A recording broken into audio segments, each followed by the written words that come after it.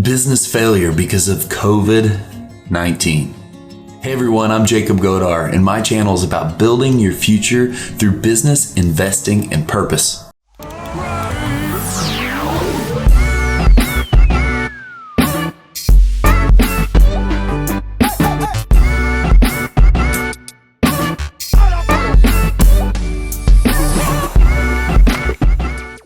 Make sure you hit that subscribe button to get notifications of new content as soon as it drops.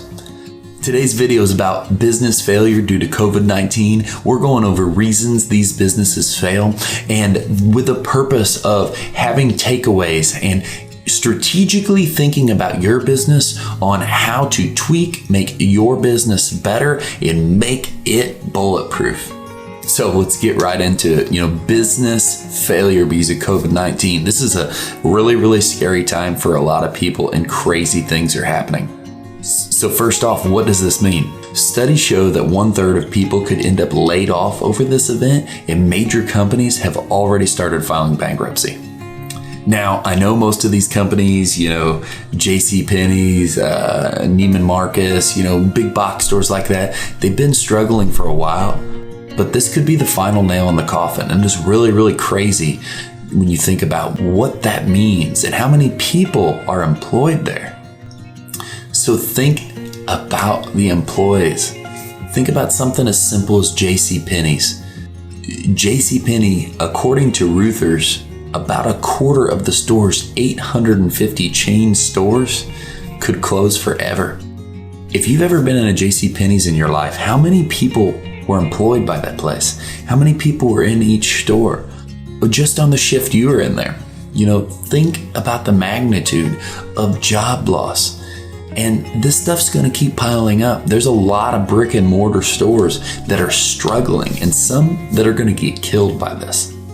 So I want to get in, the reasons, the things that this is going to do, and the spin on this at the end is going to be the idea of pivot now and make sure it makes sense. So the things that this has done is COVID has impacted systems. So whatever systems you use to run your business, now they're no longer efficient. Having a system of people going through a cash register in a clothing store, or maybe a call center making calls and people piled on top of each other. Your systems and the way you operate your business right now, they just don't work anymore. It's also, by doing that to systems, it's impacted the customer service. Customer service, without being able to do that handshake, without being able to have that face-to-face smile, that close interaction, so many people wearing masks and so many crazy things, it changes the game, and it makes it really hard to be personable, and it is hammering businesses.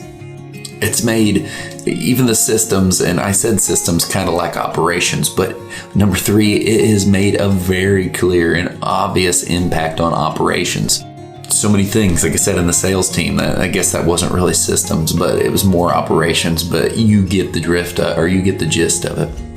But operations, all the things you can't do, the way you normally operated with customers, the way you normally operated in your business, no longer can you have people piled together, no longer can you have groups larger than whatever the number is at the given time that you watch this, or hopefully when you watch this, you're watching this months out and this is done. But I know it's going to linger for a while. But so many things in operation have been hit, and this big list of things that is just killing businesses. So it's been a huge impact on commerce. Anything that was direct to customer is taking a hammering. Direct customer sales like a box store, anything that is just can't operate without that person being there is just getting annihilated, and it's horrible. Just like we said above, there's so many people losing jobs right now, and it just blows my mind. And this is another thing. This is another reason businesses are getting hammered and they can't maintain profitability, because they might not even be able to have people face to face and do their normal sales. So people are looking at ways to pivot to continue to sell something to keep the doors open. It's had a huge impact on customers. Some customers it hasn't done anything to, because even though they're working from home, so they've still got pay. But a lot of customers have got laid off. If they're predicting 1/3 of people is going to get laid off, this is affecting a huge amount of people that had these jobs, that were involved in these workplaces, and it is just devastating to people and businesses. It's also impacting the supply chain for a lot of businesses.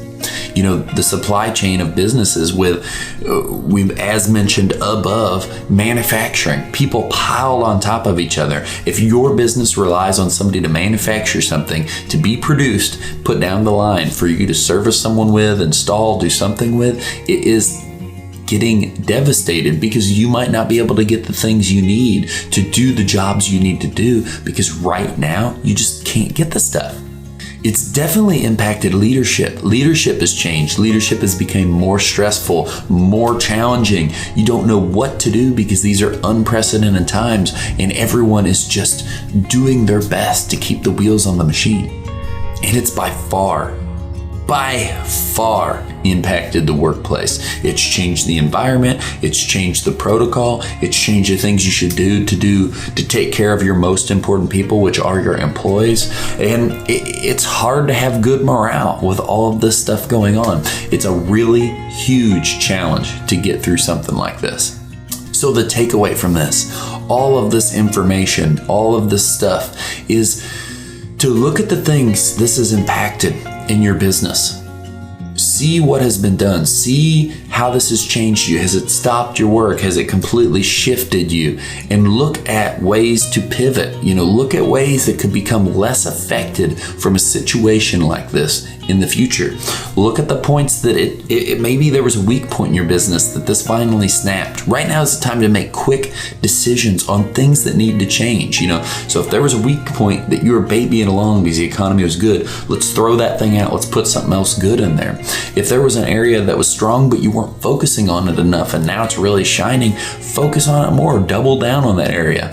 Look at this and use this to prepare your business to handle bad situations in the future. Because no matter what, the main thing is you need to be able to learn from this and use this, because things happen. 2008 happened. 2000 and whatever happened, I don't have all the dates or all the times, but all these things happened, and you need to use them to make sure you're prepared for the next time, that you're doing your best. And this is unprecedented. So if you can figure out ways to operate in this, it'll help you in the future. So everyone, hope you enjoy that awesome video to make, a little bit of information going out there about all the things affected, and comment below if you're going to shift your business and become better from this. And I wish you the best. This is a time to look at your business and learn what's not working. Change your business model. Maybe get into a new line of business that you see that you're looking at right now and you're like, wow, that thing's bulletproof and what I'm doing just doesn't make sense anymore. Keep pushing, keep growing, build your purpose. Everyone, check out these 2 videos and have a great day. See ya.